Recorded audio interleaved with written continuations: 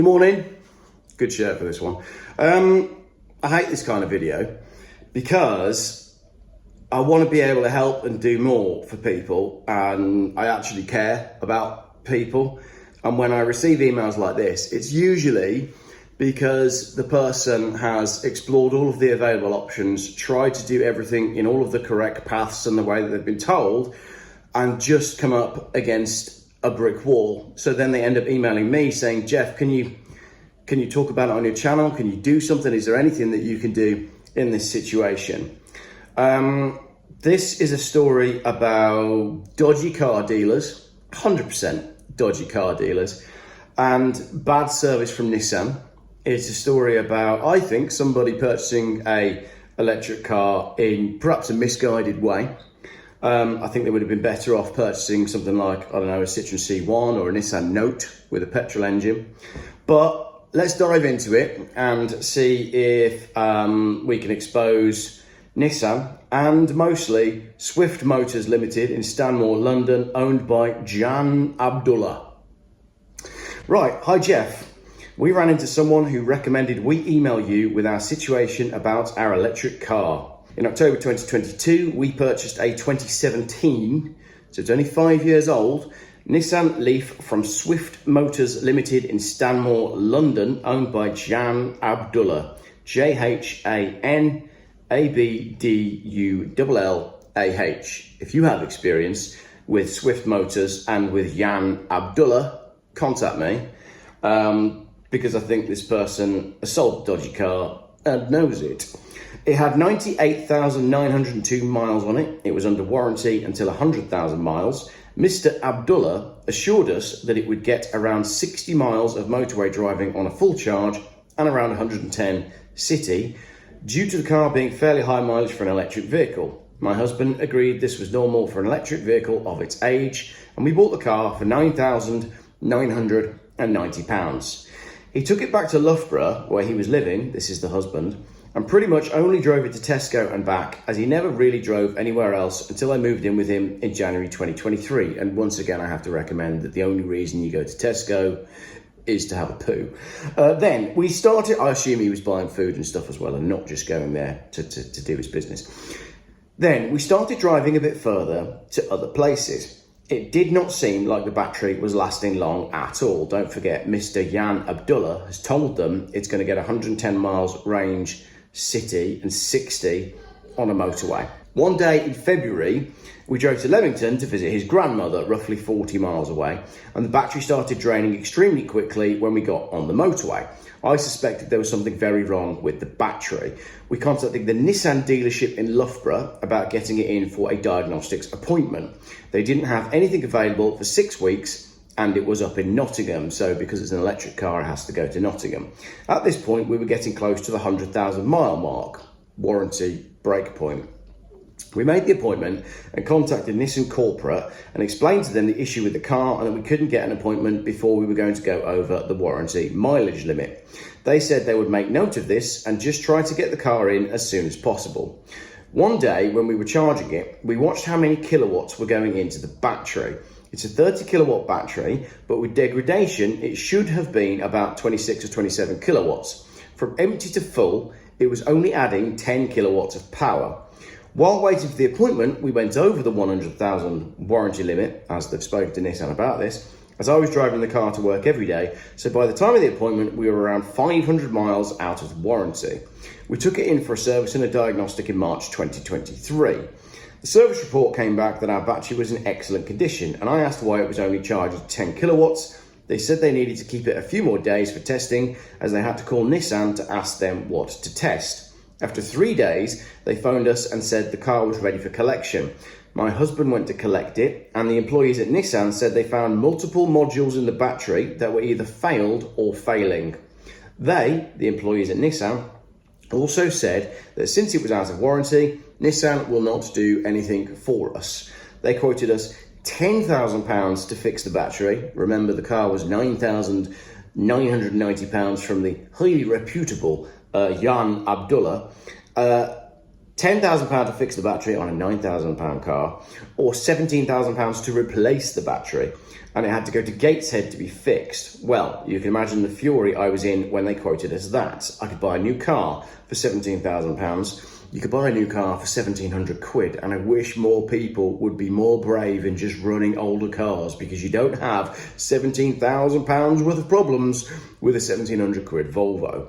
The employees at Nissan, I just need to emphasise that this came from Nissan employees, recommended that we return the car to the dealer we bought it from, as we were still within the 6-month period outlined by the Consumer Rights Act for used cars, in which faults are assumed to be pre-existing unless proven otherwise. In my personal opinion, dealer is responsible here. We spent quite a lot on legal fees, as Swift Motors Limited and Jan Abdullah refused to take the car back, and we ended up taking him to a small claims court. Why am I not surprised?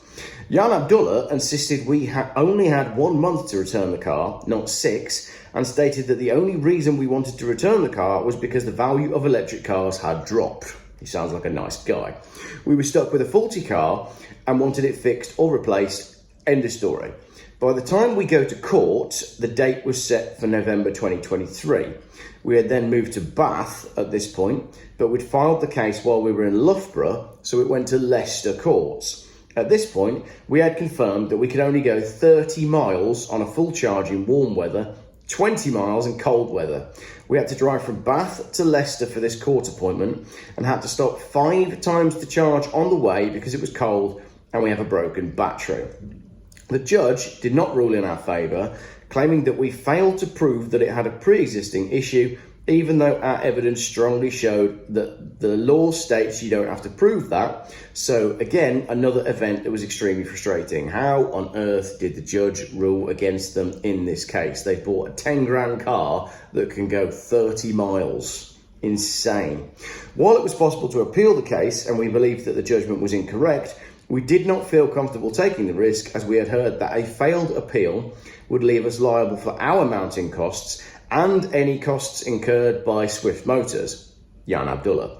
We had now had the car for over a year and had gotten nowhere with getting it fixed or returned. This is just a nightmare. Like the stress that these people have to go through, and this is just one example.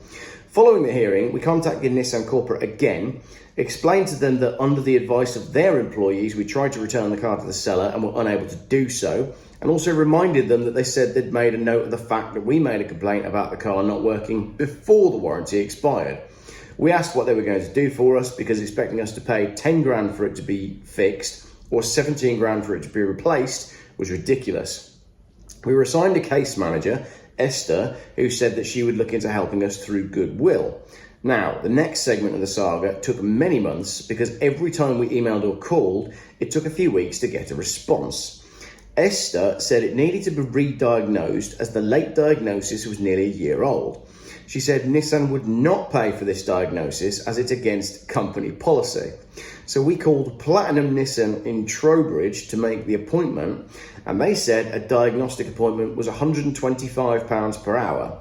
Seeing as last time they kept the car for 3 days, I said this was not happening. Last time they charged a flat rate of £75, but now it's £125 an hour. We argued with our case manager that a diagnostic didn't matter, because our case was about how it had an issue before the warranty expired. So the condition of the battery now shouldn't matter. And it took several weeks, but she finally understood.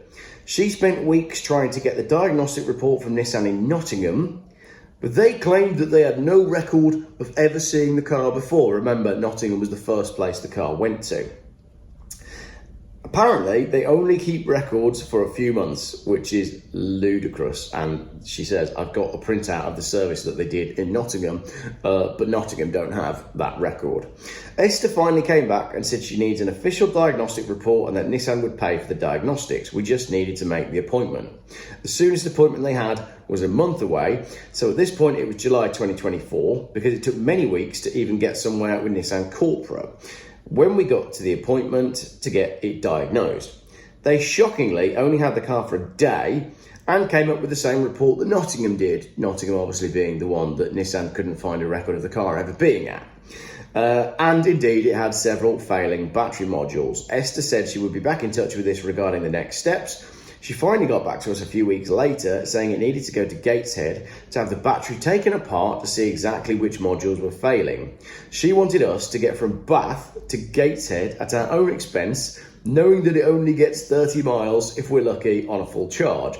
We argued with her for a few more weeks, and then finally she said if we get the car serviced, she would get the RAC to take it to Gateshead.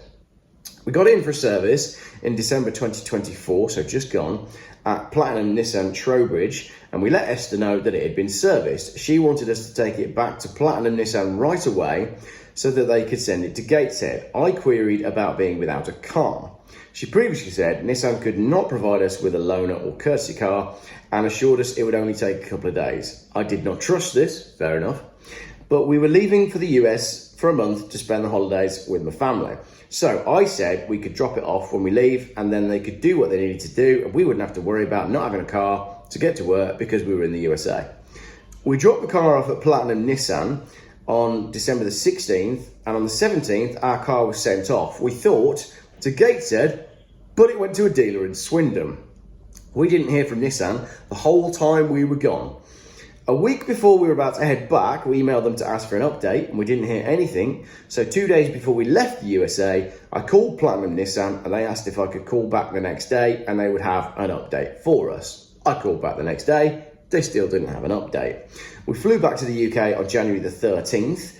Nissan tried to call us while we were on the National Express, and to avoid disturbing a coach full of people, we asked if they could call back in about 2 hours, by which time we'd be off the coach. We did not receive that call. We emailed them the next day saying, please call us as soon as possible, and they never called. So a few days later, we called Platinum Nissan again, who finally got an update from Swindon that there were 5 modules at the back of the battery that were failing and lost significant voltage, and multiple modules at the front of the battery that were starting to fail and losing voltage. They said it needs a complete battery pack replacement, but Nissan doesn't make those battery packs anymore, despite the fact that we'd been quoted for that before at 17 grand. So something has changed at Nissan because either they can do it for £17,000 or they don't make them anymore. Which one is it? We emailed this to Esther and then we waited. A few days later, a new caseworker from Nissan called Naomi called my husband and asked us what Swindon had told us the next steps were. He told her they didn't say, and that it was Nissan corporate that was supposed to be telling us what the next steps were. She said she would get back to us by the start of next week. We waited another week. She called on the 28th of January and said she would have an answer for us on Thursday the 30th of January and would call us. And she never called us. That was a surprise. We called Nissan twice on Friday the January 31st, asking for Naomi to call us back, and she never called us. We have now been without a car for multiple weeks, 7 weeks in total, if you count the time we're in the US. We were told, to be honest, you've been without a car since the day you bought this heap of crap from that dodgy dealer, Jan, what was his name? Jan Abdullah in Stanmore, Swift Motors in London, right? It's just another dodgy car dealer knocking out crap cars and then refusing to do anything about it. That's all it is here. You've got a dodgy car dealer. Yes, you've got some bad service from Nissan, but I do think, to be honest, right, okay, let's get to the end of this and then I'll add my thoughts. We sent another email to Naomi saying how ridiculous this is getting.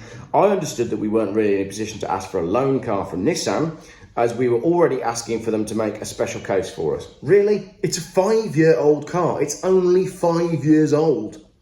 They also told us it would only be a couple of days and it's now been 7 weeks, so I think it's time they gave us a car. Here we are, 2 years later. The car is still faulty, but we don't even have it to get to work and Nissan is not helping us. We are now hoping to get the attention of the media to try shed light on what a disaster our experience with Nissan's vehicles has been and let other people know how poorly our situations has been handled by both Nissan and by the court system. Thank you for reading. Not a problem. I'm always happy to be on the side of the little guy. Why did you buy a £10,000, 5-year-old, 100,000 mile Nissan Leaf? What were you thinking? I don't understand that part of it. That being said, that's me. I'm confident buying old cars off of Facebook Marketplace, and as you saw in my video just before Christmas, sometimes even that doesn't work out. I had that Volvo that broke after 24 hours. That was also by someone that had a name very similar to Jan Abdullah, to be fair. And I'm not trying to make connections or say that there's a trend of you know, dodgy car dealers being certain nationalities. That I'm not saying that at all. It's probably just a coincidence. But basically, if you're going to buy a car from London or Birmingham or Bradford, can't say it, can I? Basically, why did you buy a £10,000 electric car? Because the government has been telling you that it's a great thing to do, and they probably told you that you could run it for extremely cheap or free by charging at home. This person doesn't seem like they're doing many miles at all. Maybe they could have been the perfect person for a Nissan Leaf, but a 10 grand electric car with 98,000 miles is a risk, despite the fact that there was a news article that came out yesterday saying that electric cars are now lasting 18 years. This one hasn't even made it to 5. It's ridiculous. So, if you are watching this video and you own an electric vehicle battery repair company, please contact me and I will put you in touch with the owners of this car, and hopefully we can get their Nissan Leaf fixed. I know there's a couple of companies that do, you know, independents that can look at the batteries and look at individual cells and fix them, and that's what we need in this case. It was a dodgy car dealer. The court should never have ruled against them in this case, but I do think there's an element of, like I said, what were you thinking? And maybe email me and clarify, why did you go and buy a 10 grand is, and this is the whole point of my YouTube channel, £10,000 is so much money for a car. There is no need. The myth of, oh, I'm going to go spend more money to buy something that's newer because it will be more reliable, it's not true anymore. Go and buy yourself a Volvo that's got 200,000 miles on it that somebody has loved, and you'll be fine. Yeah, you might do some anti-roll bar bushes here and there, and yeah, you might need to do a few bits, but you're never going to have a bill of 10 grand to fix it. That's my video. Let me know what you think in the comments. If you can help these people, please reach out. jeffbuyscars@gmail.com. Hope you enjoyed the shit.